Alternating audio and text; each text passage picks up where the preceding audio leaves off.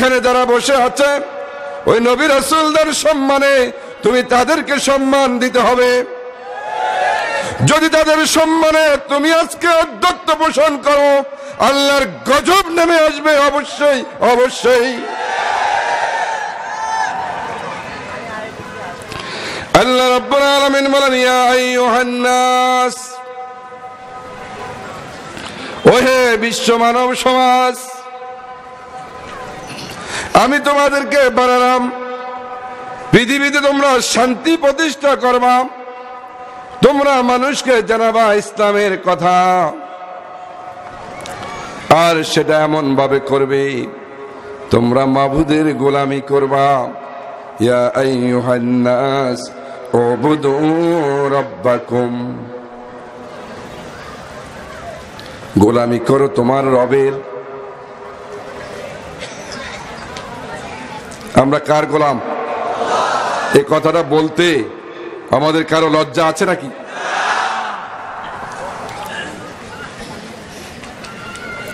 গোলাম কাকে বলে? গোলামের নিজের কোনো স্বাধীনতা নাই। গোলামের কি নাই? নিজের কোনো স্বাধীনতা নাই, নিজের মন মতো চলতে পারে না। গোলাম মুনিবের আদেশ নির্দেশ মেনে চলতে হয়, নতুবা ওই গোলামের গোলামি থাকে না।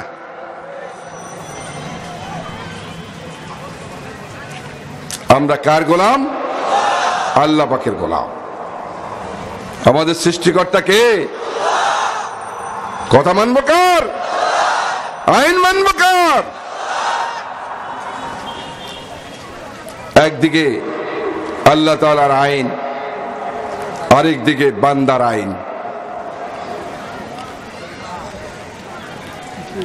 আল্লাহ তাআলার হুকুমের বিরোধী বান্দার কোন কথা মানা যাবে?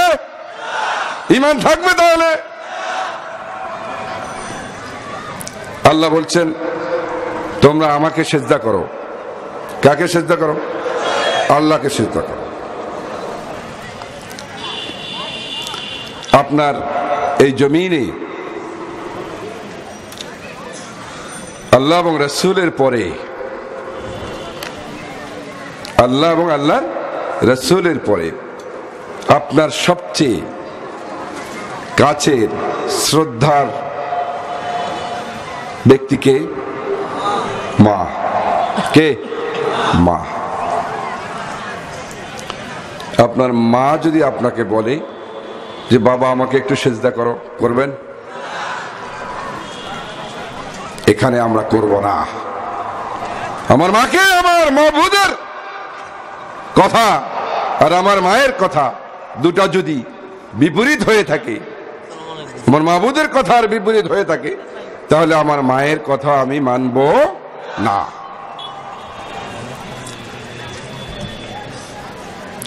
আমার মাবুদের কথা হলো লা তুশরিক বিল্লাহ, আল্লাহর সাথে কাউকে কি করা যাবে না? শিরিক করা যাবে না। আমার বাবা বললে আল্লাহর সাথে শিরিক করব? আমার ঊর্ধ্বতন কোনো বস যদি বলে, আমার দেশের যারা দায়িত্বে আছে তারা বললে করা যাবে না।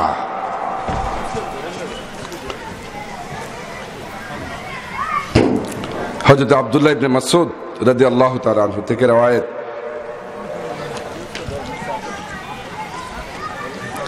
বিশ্বনবীকে সাহাবায়ে কেরামরা একটি বিশাল মাহফিলে, মজলিসে প্রশ্ন করতেছেন, ইয়া রাসূলুল্লাহ আইয়ু যামবিন আকবারু ইনদাল্লাহ, আইয়ু যামবিন আযযামু ইনদাল্লাহ। বান্দারা তো অনেক অপরাধ করে বসে, বড় বড় অনেক গুনাহ করে বসে, চুরি করে, ডাকাতি করে, সুদ খায়, ঘুষ খায়, নামাজ পড়ে না, রোজা রাখে না। এভাবে অন্যায়ের তো আর অভাব নেই, অসংখ্য কবিরা গুনাহ, 70-এর উপরে কবিরা গুনার সংখ্যা আছে। সাহাবায়ে কেরাম আল্লাহ নবীকে বললেন, ইয়া রাসূলুল্লাহ ইয়া হাবিবাল্লাহ আইয়ু যামবিন আযমু ইনদাল্লাহ, আমাদেরকে একটু বলুন যত বড় বড় অপরাধ আছে, যত বড় বড় গুনাহ আছে, যত বড় বড় অন্যায় আছে, সব অন্যায়গুলো থেকে সবচেয়ে বড় অন্যায় কোনটা? কার কাছে প্রশ্ন করলেন? চুরি করা এটা কি বড়? ডাকাতি করা এটাই বড়? ঘুষ খাওয়া এটাই বড়? সুদ খাওয়া এটাই বড়? এটাও বড়, তবে সকল বড়ের বড় কোনটা ইয়া রাসূলুল্লাহ একটু আমাদেরকে জানান।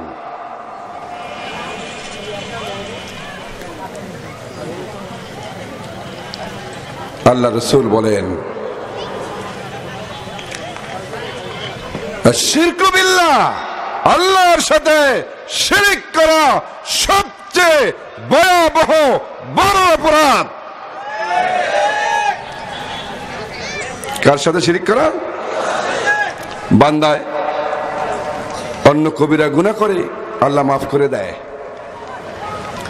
কিন্তু শিরকটা আল্লাহ মাফ করে দেয় না। আল্লাহ তাআলা বলেন,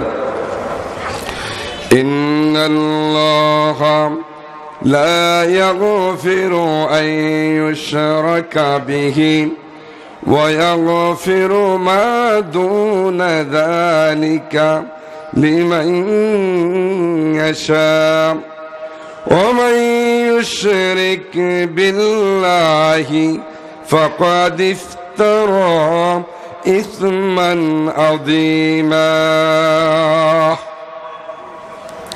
আমি আয়াতটি তেলাওয়াত করলাম, এটা কোরআনে কারীমের কিসের আয়াত?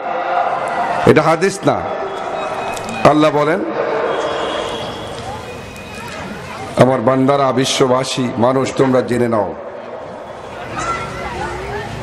শিরক ছাড়া যত অন্যায় তুমি করো না কেন, আমি সেইগুলোকে কি করে দেই? ক্ষমা করে দেই, কিন্তু আমি শিরকটাকে ক্ষমা করি না। উলামায়ে কেরাম ওয়ারাসাতুল আম্বিয়া আমাদের কি বুঝাচ্ছেন যে আমরা যেন শিরক না করি। এটা কি আমার জন্য ভালো না ক্ষতি? ভালো। ডাক্তার, আপনার রোগ হয়েছে, ডাক্তারের কাছে গেলেন, পরীক্ষা নিরীক্ষা করলো। এখন ডাক্তার যদি রোগের কথা আপনাকে বলে দেয়, ডাক্তারকে কি মারবেন না ডাক্তারকে ভালো বলবেন? কি বলবেন? ডাক্তারকে আপনি পছন্দ করবেন, বলবেন যে একটা ভালো ডাক্তার। আর আপনার রোগ নির্ণয় করতে না পারলে বলবেন যে একটা কি, এই ডাক্তারটা ভালো না। উলামায়ে কেরাম, পীর মাশায়েখ, বুজুর্গানে দ্বীন, রুহানি ডাক্তার, আপনি ধ্বংস হয়ে যাচ্ছেন, জাতি ধ্বংসের দিকে যাচ্ছে, জাতি মুক্তি পাবে না, জাতির ক্ষমা আসবে না, জাহান্নামের দিকে চলছে। তাদেরকে বাঁচানোর জন্য যদি উলামায়ে কেরাম ডাক্তার আপনাকে বলে যে আপনার এই কাজটা তো ভুল হচ্ছে, তাহলে কি আপনি তাদের হাত ভেঙে দিবেন?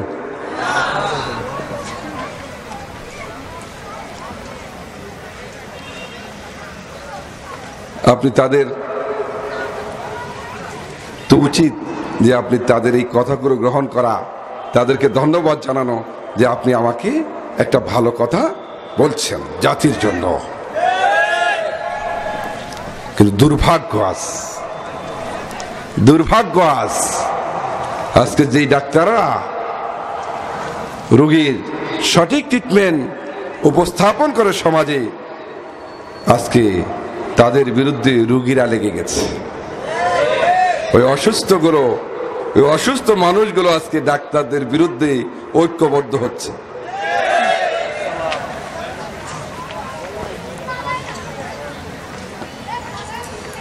আল্লাহ তাআলা সবুজ দান করো।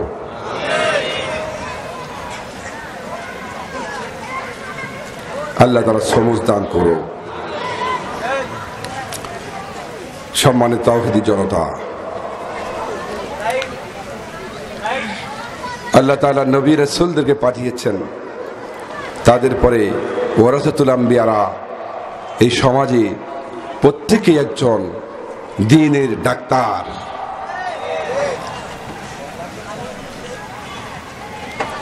আমার কোন কাজটা করলে আমার ধ্বংস অনিবার্য, তিনি সেই কাজটা থেকে আমাকে বিরত থাকার জন্য তিনি ওয়াজ করেন, তিনি আমাকে নসিহত করেন, তিনি আমাকে বলেন, আমি তার ওয়াজ মাহফিল বন্ধ করে দেই। আমি কি করে দেই? ওয়াজ মাহফিলটা বন্ধ করে দেই। না, এটা হতে দেব না।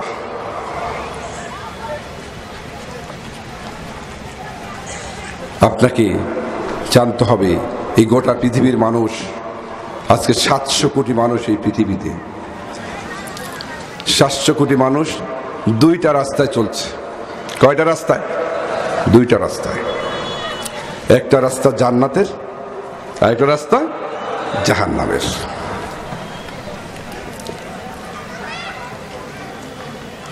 সাতশো কোটি থেকে মুসলমানদের সংখ্যা কয়শো কোটি? সর্বোচ্চ নাহলে 200 কোটি এখনো যায় নাই। তাহলে জাহান্নামের পথে বেশি না কম? হযরতকে তার তাকরীর পেশ করার জন্য ইন্তেজামিয়া কমিটির পক্ষ থেকে সবিনয় অনুরোধ জানাচ্ছি।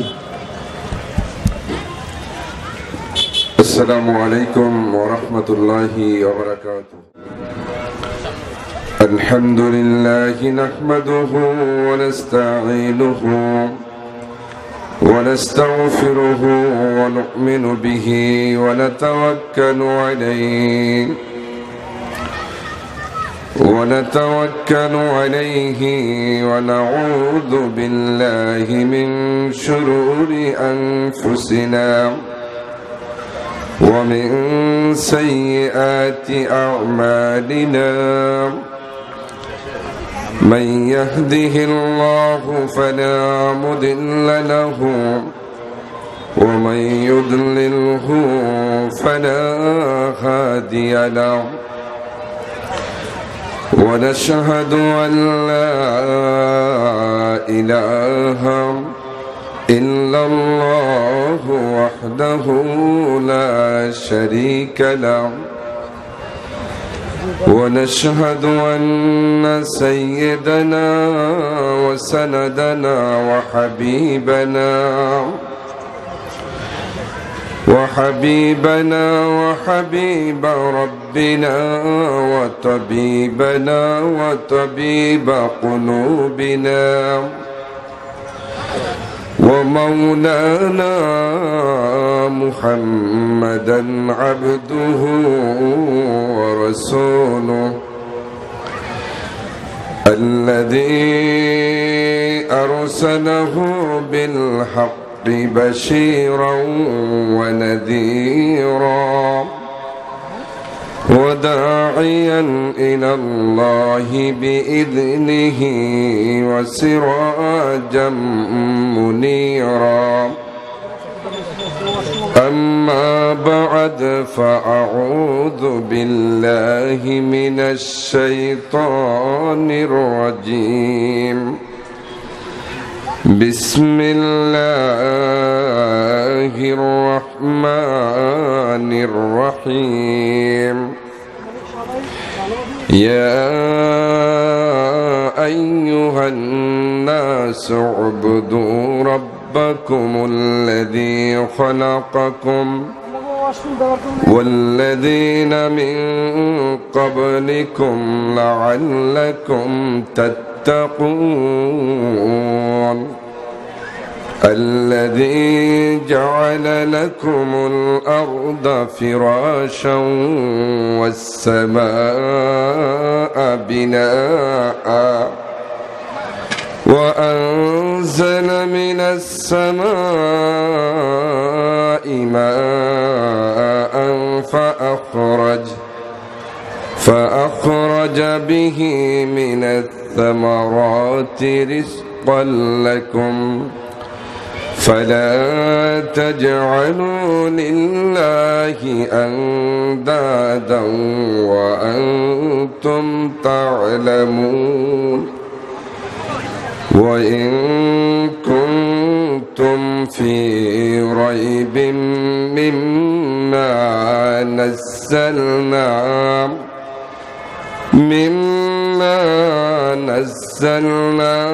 على عبدنا فأتوا بسورة من مثله وادعوا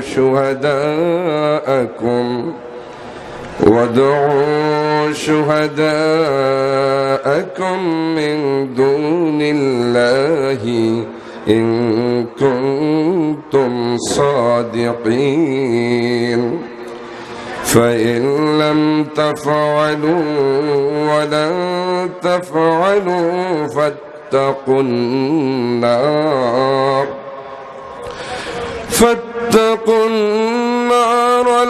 التي وقودها الناس والحجارة أعدت للكافرين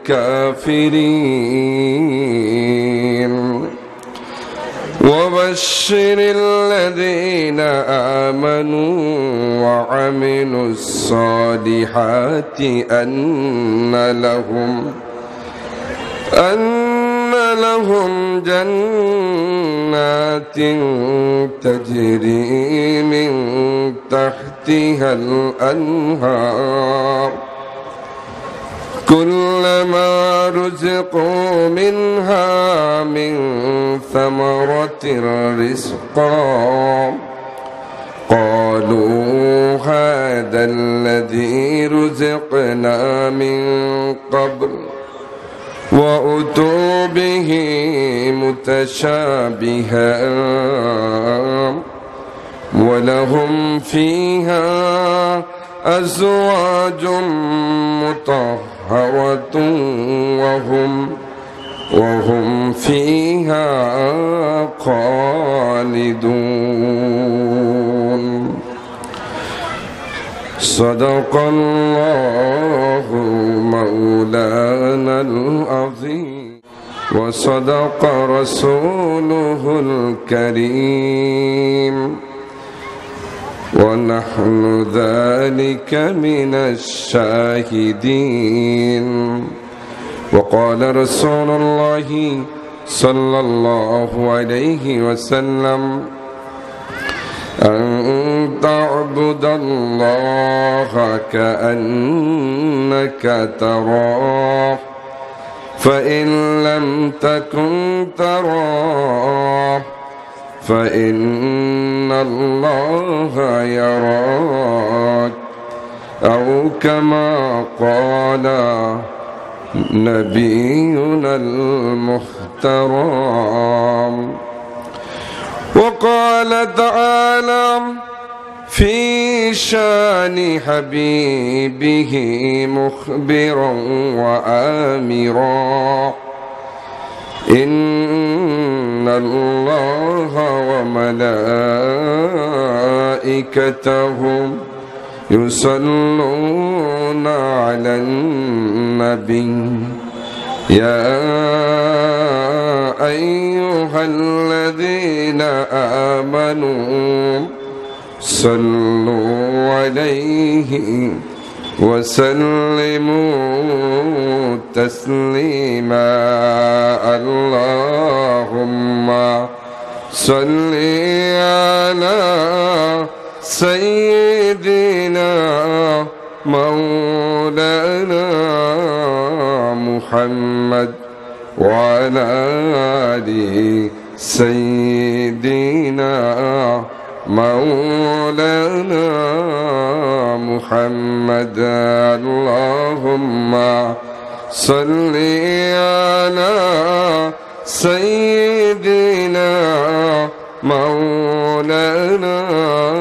محمد وعلى آل سيدنا مولانا محمد कि मोहम्मद ने वफात तूने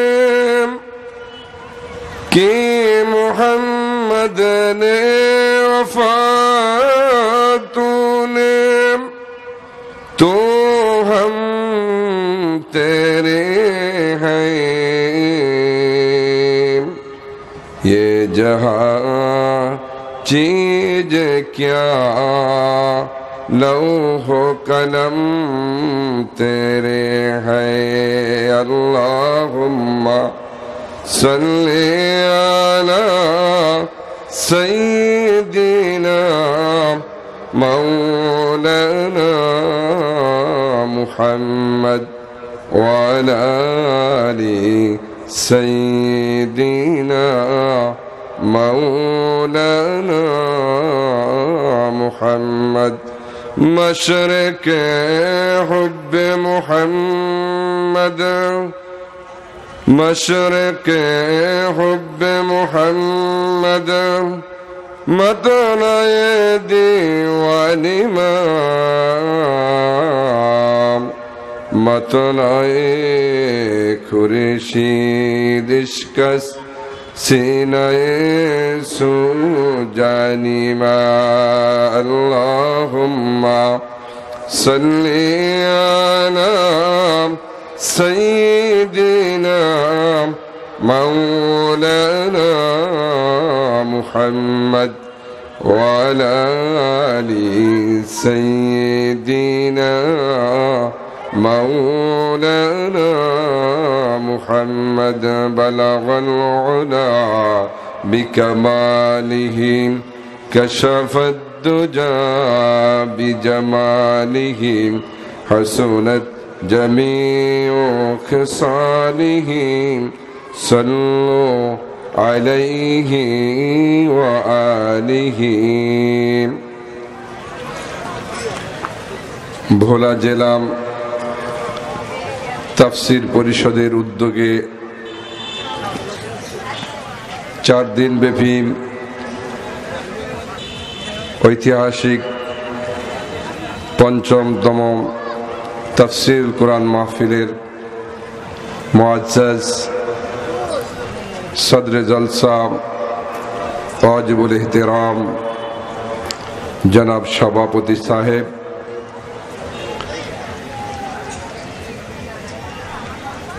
हजरतुल अल्लाम अलहाज हजरत मौलाना अताउर रहमान मुमताजी साहेब दामत बरकातुहुमुल आली दामत बरकातुहुमुल आलिया উপস্থিত আছেন আজকের এই ঐতিহাসিক তাফসীরুল কোরআন মাহফিলে। এই মাহফিলের কার্যনির্বাহী পরিষদের এক ঝাঁক উলামায়ে কেরাম, যুবকবৃন্দ, এলাকার ব্যবসায়ীরা, তরুণ সমাজ, মঞ্চে উপবিষ্ট ভোলা জেলার বিভিন্ন মাদ্রাসা জামিয়া এর ইলমে হাদিস এবং ইলমে তাফসীর, ইলমে ফিকহের তালিম এবং তাদরিসের সাথে জীবনকে যারা জড়িয়ে রেখেছেন, ওয়ারাসাতুল আম্বিয়া হাজারাতে উলামায়ে কেরাম,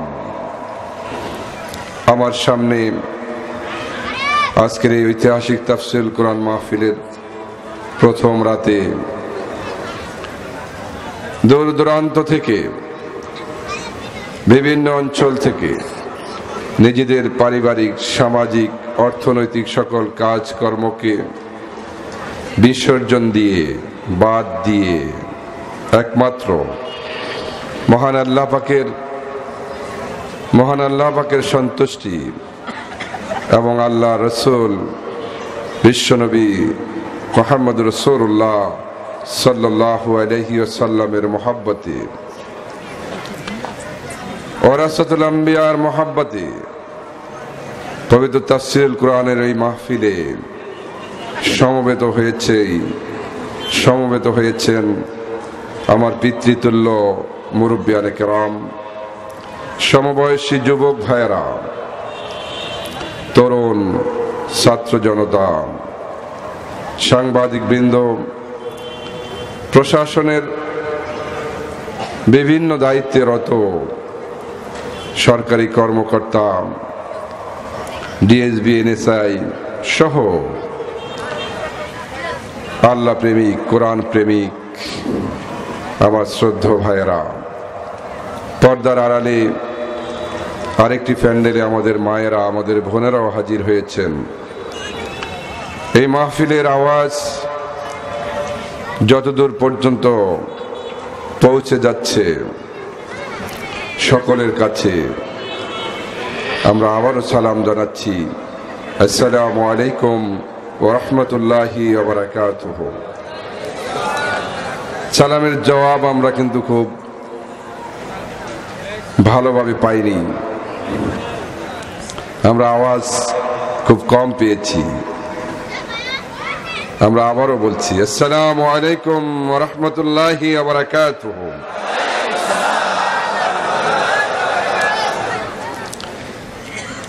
আল্লাহ তাআলা এই পৃথিবীতে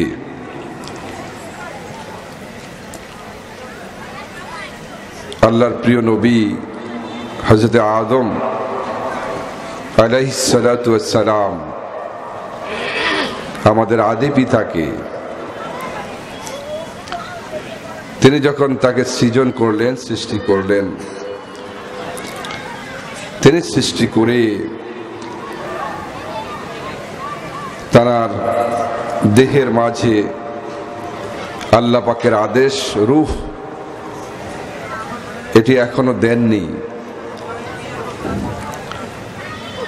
সৃষ্টির শুরুতেই একটি প্রতিবাদ এসেছিল। আল্লাহ পাকের আরেকটি সৃষ্টি নেগেটিভ মানসিকতা প্রদর্শন করেছিল যে হে আল্লাহ, আপনি মানব সৃষ্টি করবেন না।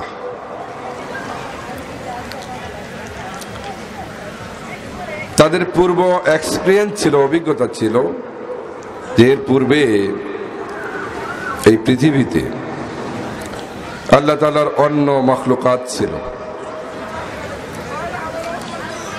যার মাঝে একটি জাতি ছিল যাদেরকে কোরআনের পরিভাষায় আল্লাহ তাআলা কোরআনে কারিমে তাদেরকে জিন জাতি বলে আল্লাহ আমাদের কাছে পরিচয় তুলে ধরেছেন।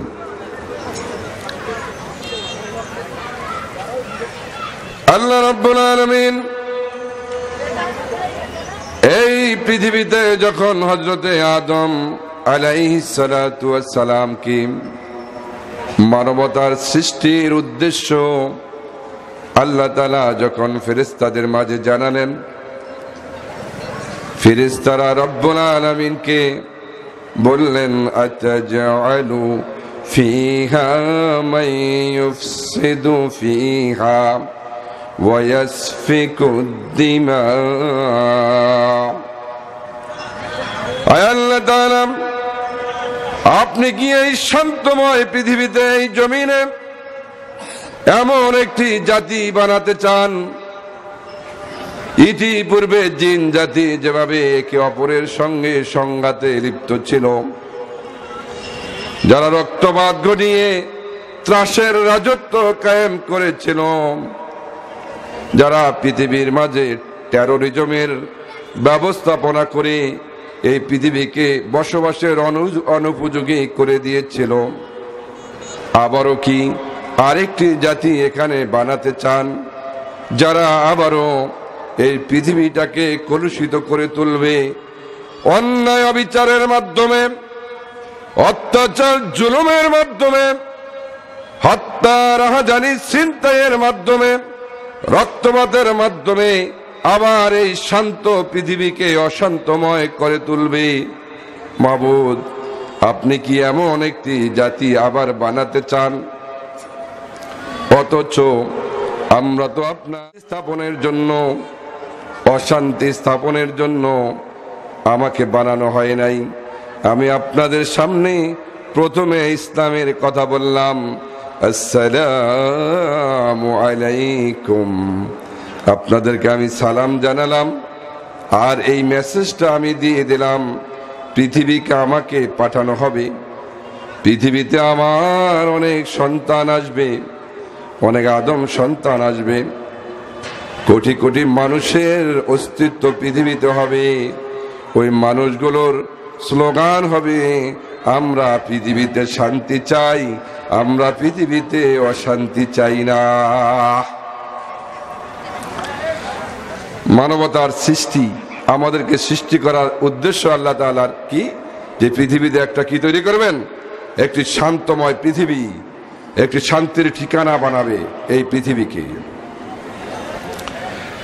নবীদের কাজ হলো পৃথিবীতে অশান্ত পৃথিবীকে শান্তি তৈরি করা। যেখানে রাহাজানি হয় রাহাজানিগুলো বন্ধ করে দেওয়া, যেখানে শিরক হয় শিরকগুলো বন্ধ করে দেওয়া, বেদাত হয় বেদাতগুলো বন্ধ করে দেওয়া, জুলুম চলে জুলুমগুলো বন্ধ করে দেওয়া। কাদের দায়িত্ব? নবীদের দায়িত্ব। মানবতার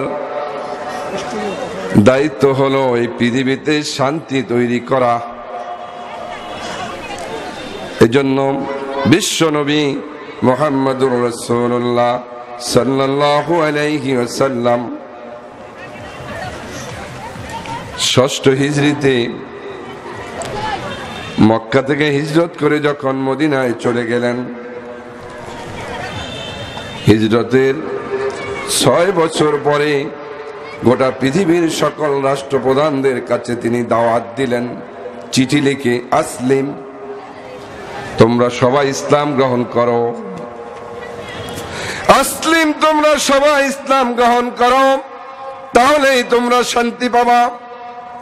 ইসলাম গ্রহণ না করলে তোমাদের শান্তি এই পৃথিবীতে কখনো আসবে না। রোম সম্রাটের কাছে তিনি চিঠি লিখলেন, হেরাক্লিয়াসের কাছে বসরায় তিনি চিঠি লিখলেন। বাংলাদেশেও তখন রাষ্ট্রপ্রধান যারা ছিল ভারত উপমহাদেশে, তাদের কাছেও নবীর চিঠি এসেছে। বিশ্ব নবী গোটা পৃথিবীর সকল রাষ্ট্রপ্রধানদের কাছে, ওই কিসরার কাছে রাষ্ট্রপ্রধানের কাছে, ওই পারস্যের রাষ্ট্রপ্রধানের কাছে, ইথিওপিয়ার রাষ্ট্রপ্রধানের কাছে, সকল দেশের রাজাদের কাছে আল্লাহ নবী ইসলামের দাওয়াত চিঠির মাধ্যমে লিখে পৌঁছিয়ে দিলেন। কিভাবে পৌঁছালেন?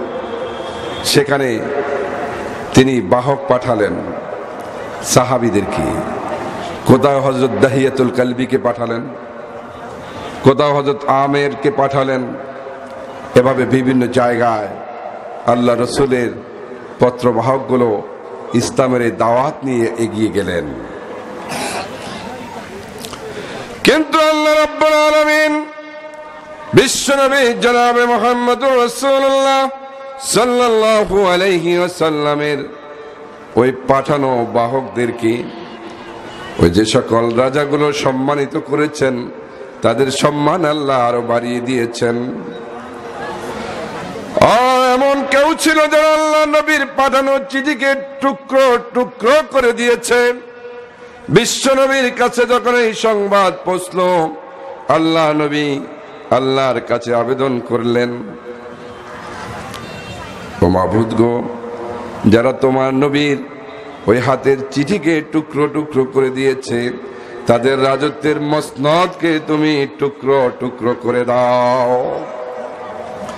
ইতিহাস প্রমাণ করে তাদের রাষ্ট্রগুলো ভেঙে চুরমার হয়ে গিয়েছে। আজ যারা ওয়ারাসাতুল আম্বিয়া, আল্লাহ নবীর ওয়ারাসাতুল আম্বিয়া উলামায়ে কেরামদের অসম্মানে যারা পৃথিবীতে, যারা এই জমিনে তাদের কথাগুলোকে তারা তিরস্কার করবে, তাদের লিখিত বক্তব্যগুলোকে যারা প্রত্যাখ্যান করবে, তাদের দাওয়াতগুলোকে যারা মেনে নেবে না,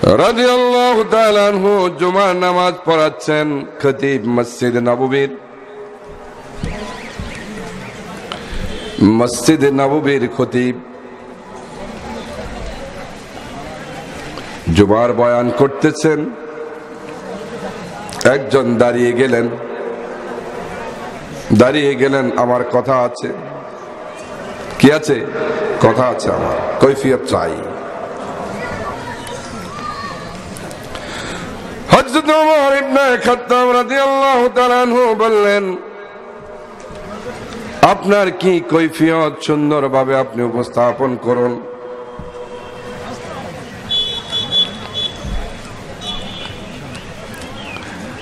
লোকটি বললেন, আমার প্রশ্নের জবাব না দিয়ে আপনি বয়ান করতে পারবেন না।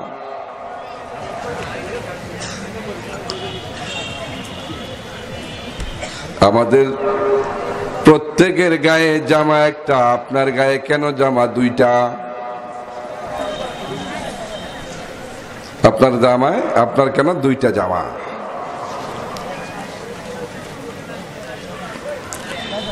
হযরত ওমর রাদিয়াল্লাহু তাআলা আনহু বললেন, আজকে আমি আমার নিজের জামাটি এমন অবস্থায় আছে যে এই জামাটিকে আমি দেখানো পছন্দ করি না। এই জন্য আমার ছেলে আব্দুল্লাহর একটি জামা ছিল, তার জামাটি গায়ে দিয়ে আমি আজকে মসজিদে হাজির হয়েছি। আমার জীর্ণ শীর্ণ জামাটি দিয়ে আমি জুমার নামাজ পড়া পছন্দ করি নাই, তাই আপন পুত্র আব্দুল্লাহর জামাটি নিয়ে আমি হাজির হয়েছি। আর প্রশ্ন করা আছে, তাদের সম্পদের হিসাব চাওয়ার অধিকার যেন তাদের থাকে। কার টাকা দিয়ে, কার পয়সা দিয়ে, জনগণের অর্থ সম্পদ দিয়ে এই বিশাল অট্টালিকা, বিশাল প্রাচুর্য করছেন। প্রশ্ন করলে হযরত ওমর যেভাবে ব্যবহার করেছেন, সেই ধরনের ব্যবহার আজকের যুগের ক্ষমতাধর তাদের থেকে পাওয়া যায় না।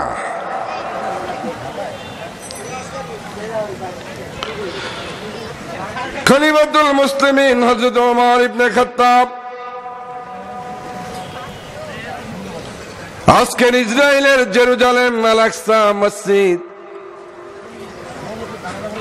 ইহুদিরা বন্ধ করে দিয়েছে, দরজা বন্ধ করে দিয়েছে। কোন মুসলমানদেরকে সেখানে প্রবেশ করতে দেবে না। আমিরুল মুমিনিন হযরত ওমর রাদিয়াল্লাহু তাআলা আনহু মদিনায়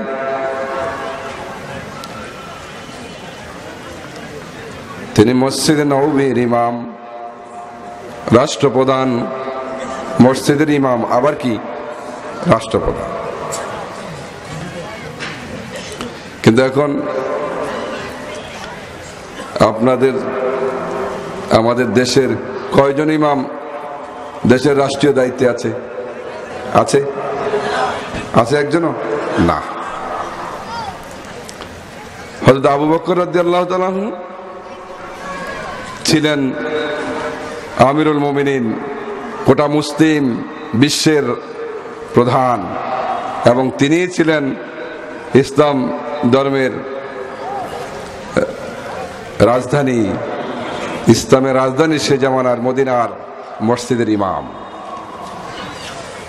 হযরত ওমর ইবনে খাত্তাব রাদিয়াল্লাহু তাআলা আনহু ইমাম, আবার রাষ্ট্রপ্রধান। হযরত উসমান গনি রাদিয়াল্লাহু তাআলা আনহু ইমাম, রাষ্ট্রপ্রধান। হযরত আলী কাররামাল্লাহু ওয়াজহাহু ইমাম এবং রাষ্ট্রপ্রধান, নাকি? তাহলে আজকের মসজিদের রাষ্ট্রপ্রধান হন, দেশের বিভিন্ন জায়গার দায়িত্বে থাকেন, মসজিদের ইমামটা হতে পারেন না কেন? সমস্যাটা কোথায়?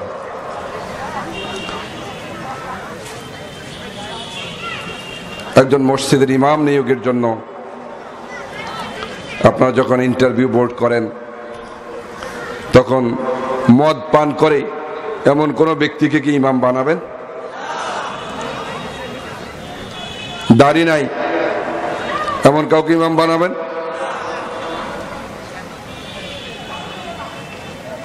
বউ পর্দা করে না এমন কাউকে ইমাম বানাবেন? না। সেই ইমাম সাহেব এই নেতৃত্ব দিবেন, নামাজের ইমামতি করবেন, বড় জোর 2000 মুসল্লির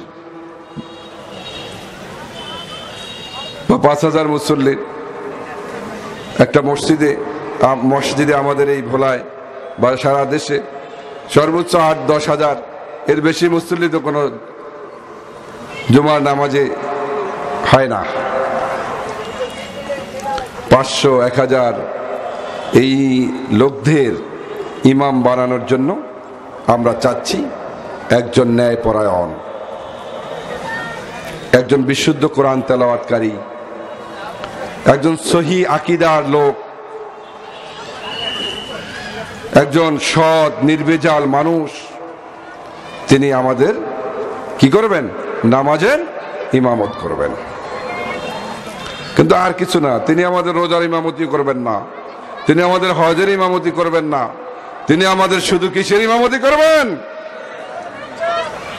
আমাদের নামাজের ইমামতের জন্য অনেকগুলো শর্ত দিয়ে একজন ইমাম বানাই, এজন্য যে যদি তাকে আমরা ভালোভাবে নিয়োগ না করে থাকি, যদি তার কোরআন তেলাওয়াত সহি না হয়ে থাকে, যদি তার আমল আকীদা সহি না হয়ে থাকে, যদি তার চিন্তা চেতনা সঠিক না হয়ে থাকে, তাহলে তার পিছনে নামাজ পড়লে আমাদের নামাজগুলো নষ্ট হয়ে যাবে। কিন্তু আমার সমাজের ওই ইমাম, যদি যে ইমামকে ইমাম বানালাম, নামাজের ইমাম বানালাম, যদি জানি প্রতিদিন এই ইমাম মসজিদ থেকে টাকা চুরি করে নিয়ে যায়, পরদিন কি তাকে আর ইমাম রাখবেন? খুব তাড়াতাড়ি কমিটির সবাই এসে আপনি বিছানা ব্যাগেজ সব নিয়ে চলে যান।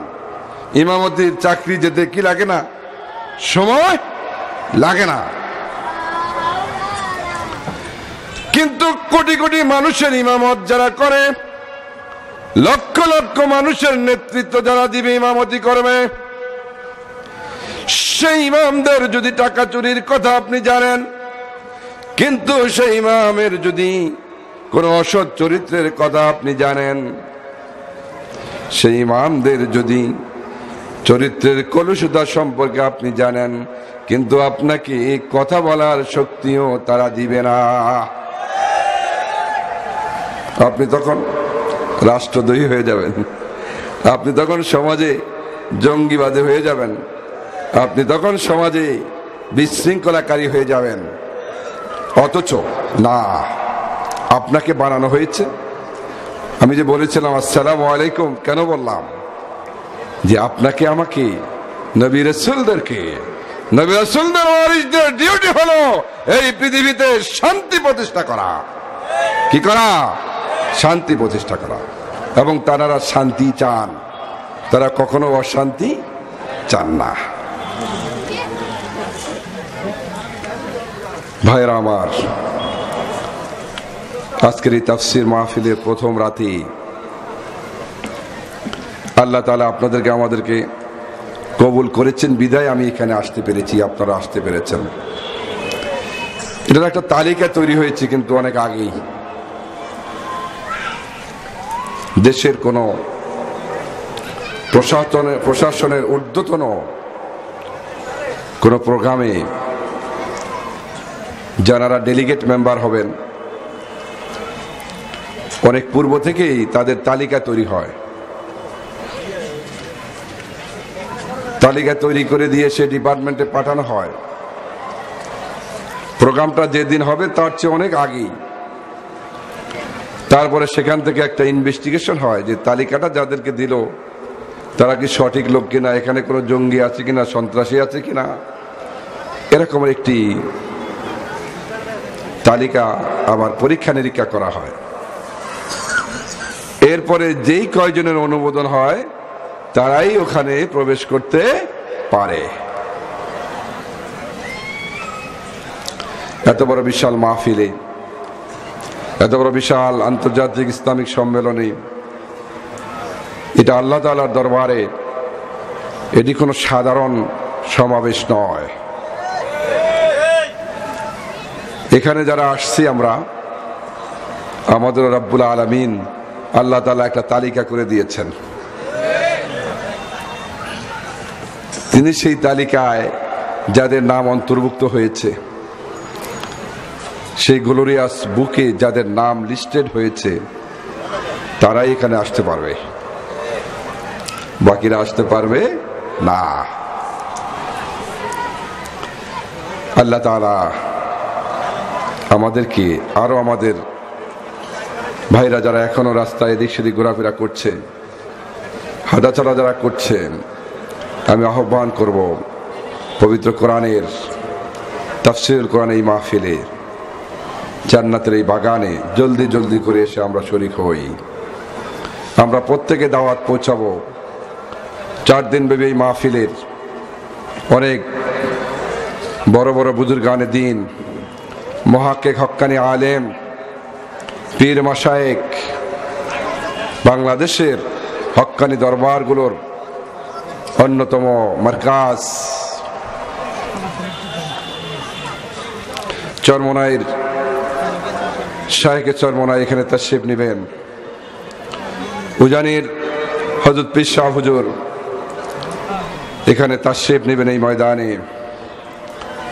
আন্তর্জাতিক খ্যাতি সম্পন্ন মুফাসসির কোরআন, তারুণ্যের অহংকার, গোটা বিশ্বে, গোটা পৃথিবীতে, বাংলাদেশ সহ সারা পৃথিবীতে তিনি দাঈল আল্লাহর ভূমিকা পালন করছেন। নিজের জানকে বাজি রেখে সারা বাংলাদেশে ঘুরে বেড়াচ্ছেন দ্বীনের দাওয়াতে।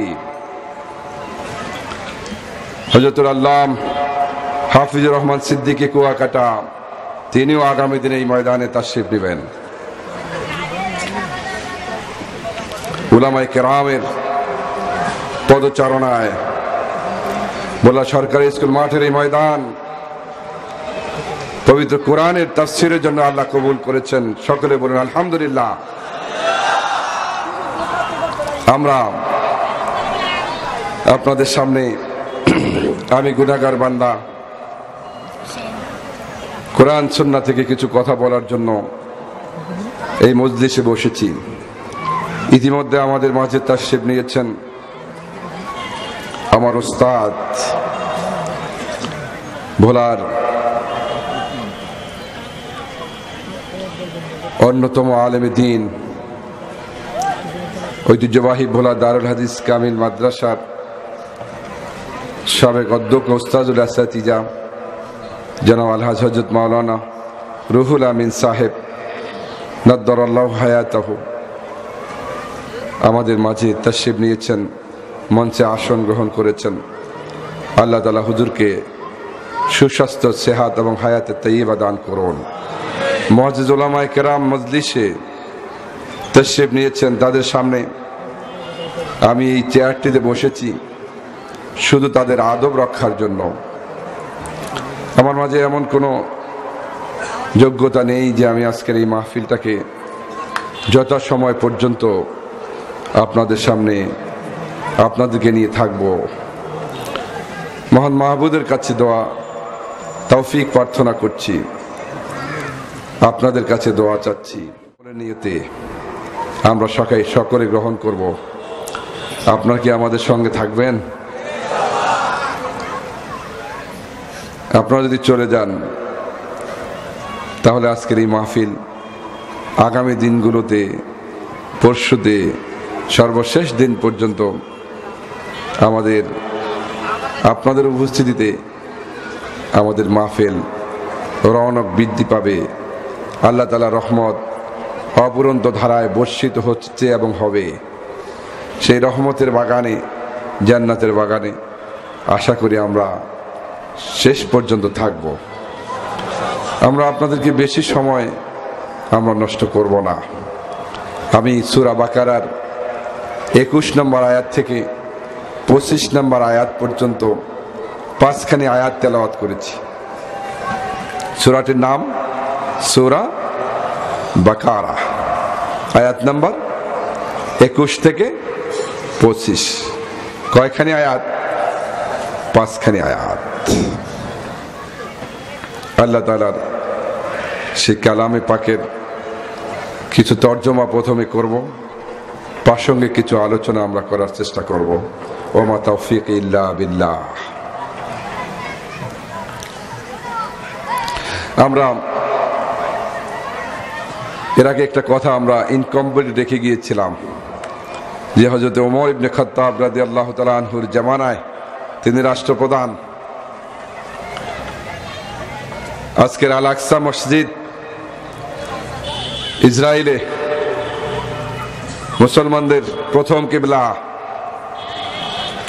আল্লাহ পাকের নবী হযরত সুলাইমান আলাইহিস সালাতু ওয়াস সালাম এই মসজিদের নির্মাণকারী। হযরত সুলাইমান আলাইহিস সালাতু ওয়াস সালাম গোটা পৃথিবীর রাষ্ট্রপ্রধান, আবার তিনি আল্লাহ নবী ছিলেন। তাহলে নবীরা আলেমরা রাষ্ট্র চালায় নাই নাকি? আরে আপনারা তো আর কি পারেন? সে জামানার একটা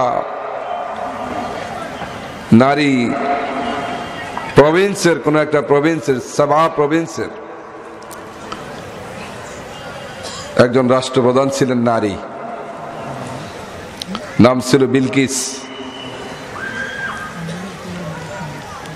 হযরত সুলাইমান আলাইহিস সালাম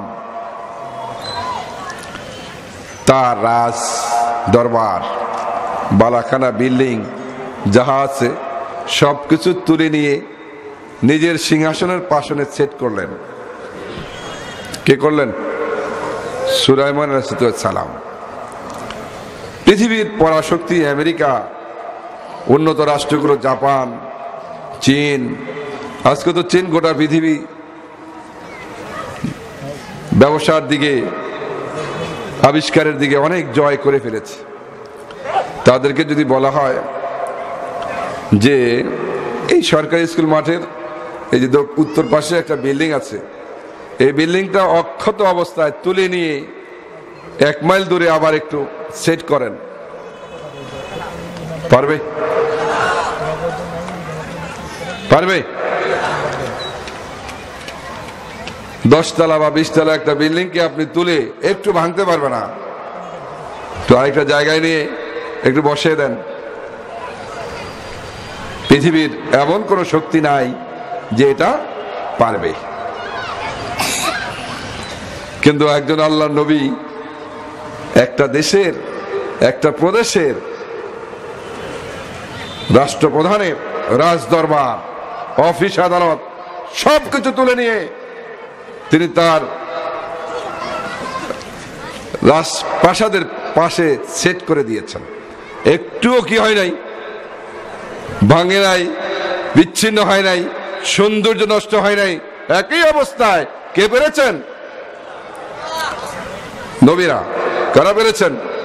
নবীরা পেরেছেন, আল্লাহর প্রিয় বান্দারা পেয়েছেন। হযরত শাহজালাল ইয়ামানি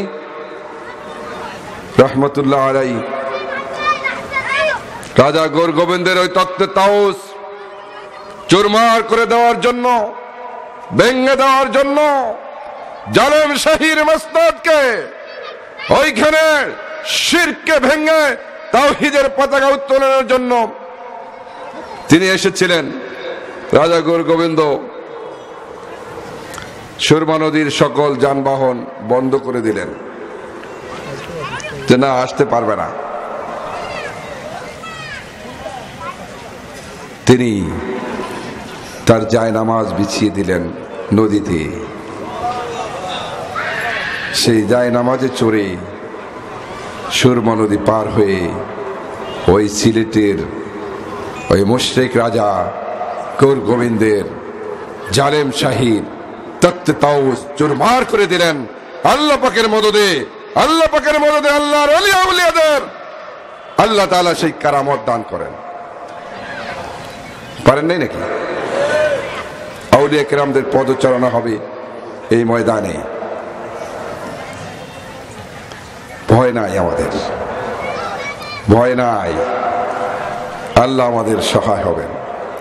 তো বলছিলাম হযরত ওমর ইবনে খাত্তাব রাদিয়াল্লাহু তাআলা আনহু আমলে তার রাষ্ট্রপ্রধান এর সময়ে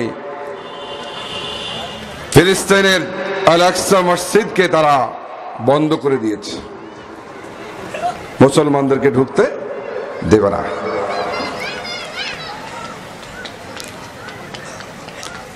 হযরত ওমর রাদিয়াল্লাহু তাআলা আনহু চিঠি পাঠালেন। তারা বললেন যে ওমর স্বয়ং যদি আসে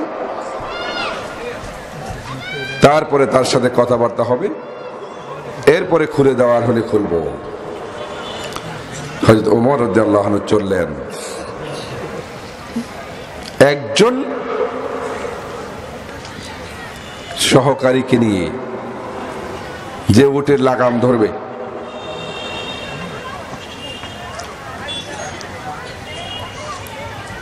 ওমর রাদিয়াল্লাহু আনহু চললেন। একটু পরে গিয়ে তার সেই ভৃত্যকে বললেন, লাগামটি এবার আমার হাতে দাও আর তুমি উটের পিঠে আরোহণ করো। সে বলল যে না, এটি কেমন কথা, আমি চাকর মানুষ, আপনি হলেন আমির, আপনি আমিরুল মুমিনিন। সে বলল যে না, কিন্তু ওমর রাদিয়াল্লাহু আনহু বললেন যে না, কখনো হবে না, তোমাকে এই উটের পিঠে উঠতেই হবে। উটের পিঠে উঠলেন, আর উটের রশি ধরে পায়ে হেঁটে চলছেন কে? ওমর।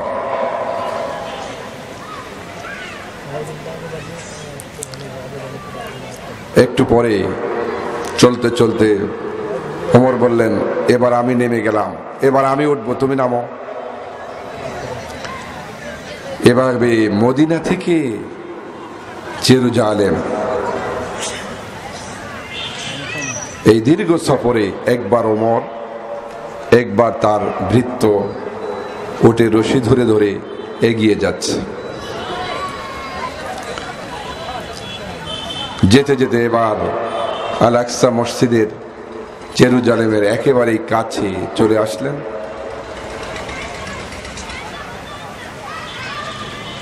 এবার রশি ধরার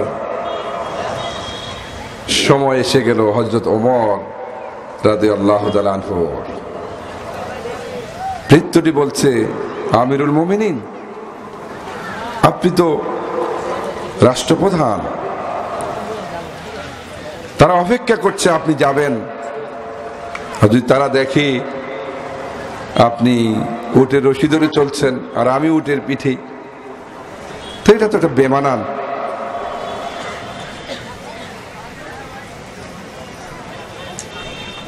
ওমর বললেন, এটাই বিধান, আমি এবার উটের রশি ধরে যাব, এটা তো আমি ইচ্ছা করে করি নাই, ভাগ্যেই ঘটে গেছে, জায়গা তো মেপে নেই, সর্বশেষ আমার ভাগ্যে এসে গেছে, আমি উটের রশি টানবো, এটা আমি তোমাকে দেব না। হযরত ওমর ইবনে খাত্তাব রাদিয়াল্লাহু তাআলা আনহু উটের রশি ধরে ধরে চললেন। আর আল আকসা মসজিদের জেরুজালেমের ইহুদিগুলো অপেক্ষায় আছে যে ওমর আসতেছেন। দূর থেকে দেখলেন উটের পিঠে চড়ে একজন মানুষ আসতেছেন, আর একটা লোক উটের রশি ধরে ধরে টানছে। তারা এগিয়ে আসলো, এসে ওই উটের পিঠের রাখালটিকে ওমর ভেবে তাকে সম্মান করা শুরু করে দিল। বৃত্তটি বলে, আমি ওমর নয়, আমি আমিরুল মুমিনিন নয়, আমিরুল মুমিনিন হলো এই যে উটের রশি ধরে যিনি আসছেন তিনি। আল আকসা মসজিদের ওই কপাট খুলে দিলেন, দরজা খুলে দিলেন, বললেন যদি ইসলামের শাসকদের চরিত্র এমন হয়ে যায় তাহলে আর দেরি নয়, এখনই আমরা খুলে দিলাম জেরুজালেম মসজিদ মুসলমানদের জন্য। আজ সাধারণ শাসকের প্রয়োজন, রাষ্ট্রপ্রধানগুলো সেই বালাখানায় থাকবে, আর দেশের মানুষগুলো কষ্ট করে চলবে। এজন্য এই পৃথিবীতে ইসলাম আসে নাই। আল্লাহ তাআলা কোরআন নাজিল করেছেন, নবী রাসূলদেরকে পাঠিয়েছেন ইনসাফ কায়েম করার জন্য। আল্লাহ তাআলা এমন একটি সমাজ গড়ার জন্য নবী রাসূলকে পাঠিয়েছেন। নবী রাসূলদের অবর্তমানে হক্কানি উলামায়ে কেরাম পীর মাশায়েখদেরকে এই দায়িত্ব তাদের উপর এসে গিয়েছে। নবীর হাদিস অনুযায়ী আল উলামাউ ওয়ারাসাতুল আম্বিয়া। আজকে আলেমরা কথা বললে আলেমদেরকে তারা অসম্মান করে কথা বলে। জেনে রাখতে হবে আলেমরা যেই এইখানে যারা বসে আছে ওই নবী রাসূলদের সম্মানে তুমি তাদেরকে সম্মান দিতে হবে। যদি তাদের সম্মানে তুমি আজকে অধ্যত্ব পোষণ করো, আল্লাহর গজব নেমে আসবে অবশ্যই অবশ্যই। আল্লাহ রাব্বুল আলামিন বলেন, ইয়া আইয়ুহান নাস, ওহে বিশ্ব মানব সমাজ, আমি তোমাদেরকে বানালাম পৃথিবীতে তোমরা শান্তি প্রতিষ্ঠা করবা, তোমরা মানুষকে জানাবা ইসলামের কথা, আর সেটা এমন ভাবে করবে তোমরা মাবুদের গোলামি করবা। ইয়া আইয়ুহান নাস উবুদু রাব্বাকুম, গোলামি করো তোমার রবের। আমরা কার গোলাম? এই কথাটা বলতে আমাদের কারো লজ্জা আছে নাকি?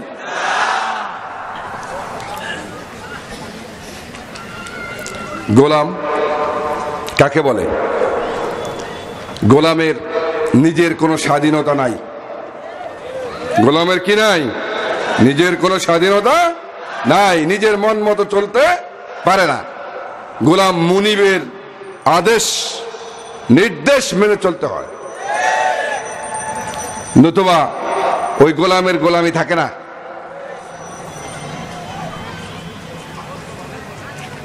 আমরা কার গোলাম? আল্লাহ পাকের গোলাম। আমাদের সৃষ্টিকর্তা কে? কথা মানব কার? আইন মানব কার? একদিকে আল্লাহ তাআলার আইন, আরেকদিকে বান্দার আইন। আল্লাহ তাআলার হুকুমের বিরোধী বান্দার কোন কথা মানা যাবে? ঈমান থাকবে তাহলে? আল্লাহ বলছেন তোমরা আমাকে সিজদা করো। কাকে সিজদা করো? আল্লাহকে সিজদা করো। আপনার এই জমিনে আল্লাহ এবং রাসূলের পরে, আল্লাহ এবং আল্লাহর রাসূলের পরে আপনার সবচেয়ে কাছের শ্রদ্ধার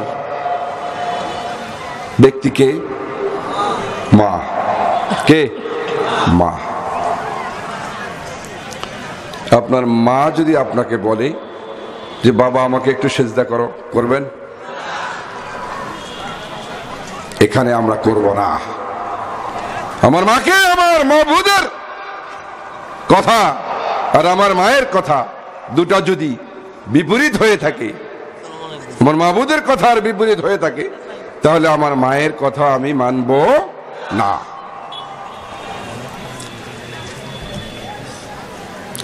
আমার মাবুদের কথা হলো লা তুশরিক বিল্লাহ, আল্লাহর সাথে কাউকে কি করা যাবে না? শিরিক করা যাবে না। আমার বাবা বললে আল্লাহর সাথে শিরিক করব? আমার ঊর্ধ্বতন কোনো বস যদি বলে, আমার দেশের যারা দায়িত্বে আছে তারা বললে করা যাবে না।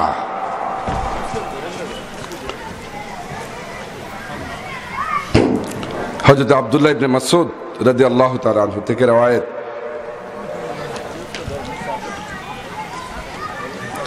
বিশ্বনবীকে সাহাবায়ে কেরামরা একটি বিশাল মাহফিলে মজলিসে প্রশ্ন করতেছেন, ইয়া রাসূলুল্লাহ আইয়ু যামবিন আকবারু ইনদাল্লাহ, আইয়ু যামবিন আযমু ইনদাল্লাহ। বান্দারা তো অনেক অপরাধ করে বসে, বড় বড় অনেক গুনাহ করে বসে, চুরি করে,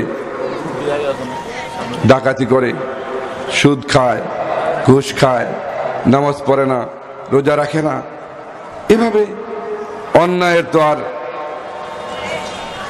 অভাব নেই। অসংখ্য কবিরা গুনাহ, 70-এর উপরে কবিরা গুনার সংখ্যা আছে। সাহাবায়ে কেরাম আল্লাহ নবীকে বললেন, ইয়া রাসূলুল্লাহ ইয়া হাবিবাল্লাহ আইয়ু যামবিন আযমু ইনদাল্লাহ, আমাদেরকে একটু বলুন, যত বড় বড় অপরাধ আছে, যত বড় বড় গুনাহ আছে, যত বড় বড় অন্যায় আছে, সব অন্যায়গুলো থেকে সবচেয়ে বড় অন্যায় কোনটা? কার কাছে প্রশ্ন করলেন?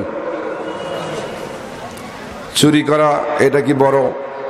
ডাকাতি করা এটাই বড়? ঘুষ খাওয়া এটাই বড়? সুদ খাওয়া এটাই বড়? এটাও বড়, তবে সকল বড়ের বড় কোনটা ইয়া রাসূলুল্লাহ, একটু আমাদেরকে জানান।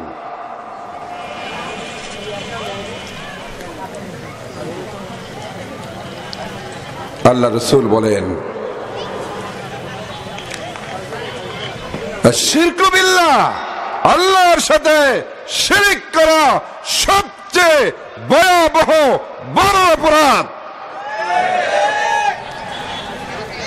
কার সাথে শিরক করা?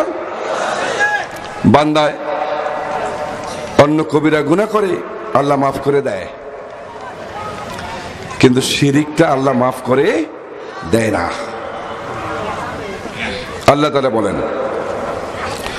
ইন্নাল্লাহা লা ইয়াগফিরু আন ইউশরাকা বিহি ওয়া ইয়াগফিরু মা দুনা যালিকা লিমান ইয়াশা ওয়া মান ইউশরিক বিল্লাহি ফাকাদ ইফতারা ইসমান আযীমা। আমি আয়াতটি তেলাওয়াত করলাম, এটা কোরআনে কারীমের কিসের আয়াত? এটা হাদিস না। আল্লাহ বলেন, আমার বান্দারা, বিশ্ববাসী মানুষ, তোমরা জেনে নাও, শিরিক ছাড়া যত অন্যায় তুমি করো না কেন, আমি সেইগুলোকে কি করে দেই? ক্ষমা করে দেই, কিন্তু আমি শিরিকটাকে ক্ষমা করি না। উলামায়ে কেরাম ওয়ারাসাতুল আম্বিয়া আমাদের কি বুঝাচ্ছেন যে আমরা যেন শিরিক না করি। এটা কি আমার জন্য ভালো না ক্ষতি? ভালো। ডাক্তার, আপনার রোগ হয়েছে, ডাক্তারের কাছে গেলেন, পরীক্ষা নিরীক্ষা করলো। এখন ডাক্তার যদি রোগের কথা আপনাকে বলে দেয়, ডাক্তারকে কি মারবেন না ডাক্তারকে ভালো বলবেন? কি বলবেন? ডাক্তারকে আপনি পছন্দ করবেন, বলবেন যে একটা ভালো ডাক্তার। আর আপনার রোগ নির্ণয় করতে না পারলে বলবেন যে একটা কি, এই ডাক্তারটা ভালো না। উলামায়ে কেরাম, পীর মাশায়েখ, বুজুর্গানে দ্বীন, রুহানি ডাক্তার, আপনি ধ্বংস হয়ে যাচ্ছেন, জাতি ধ্বংসের দিকে যাচ্ছে, জাতি মুক্তি পাবে না, জাতির ক্ষমা আসবে না, জাহান্নামের দিকে চলছে। তাদেরকে বাঁচানোর জন্য যদি ওলামায়ে কেরাম ডাক্তার আপনাকে বলে যে আপনার এই কাজটা তো ভুল হচ্ছে, তাহলে কি আপনি তাদের হাত ভেঙে দিবেন?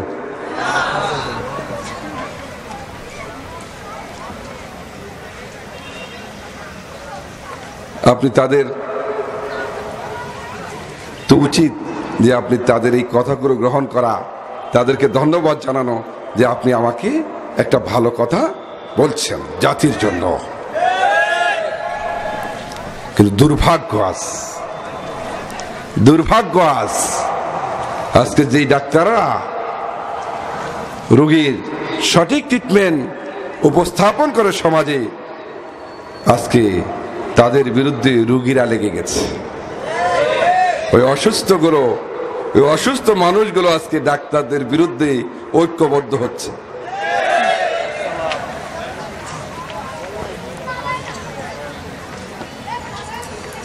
আল্লাহ তাআলা সবুজ দান করো।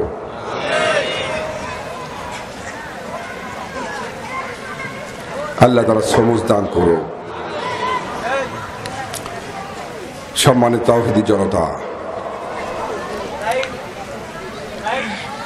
আল্লাহ তাআলা নবী রাসূলদেরকে পাঠিয়েছেন, তাদের পরে ওয়ারাসাতুল আম্বিয়ারা এই সমাজে প্রত্যেকেই একজন দ্বীনের ডাক্তার।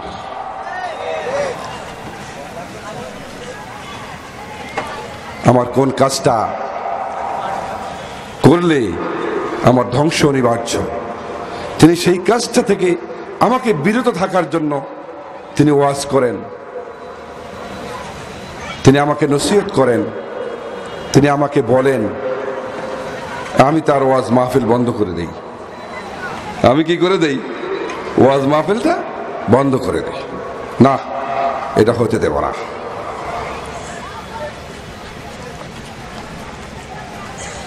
আপনাকে জানতে হবে, এই গোটা পৃথিবীর মানুষ, আজকে 700 কোটি মানুষ এই পৃথিবীতে,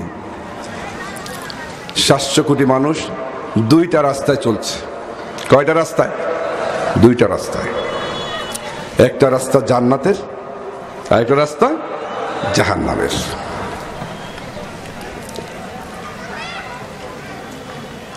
সাতশো কোটি থেকে মুসলমানদের সংখ্যা কয়শো কোটি? সর্বোচ্চ নাহলে 200 কোটি এখনো যায় নাই। তাহলে জাহান্নামের পথে বেশি না কম?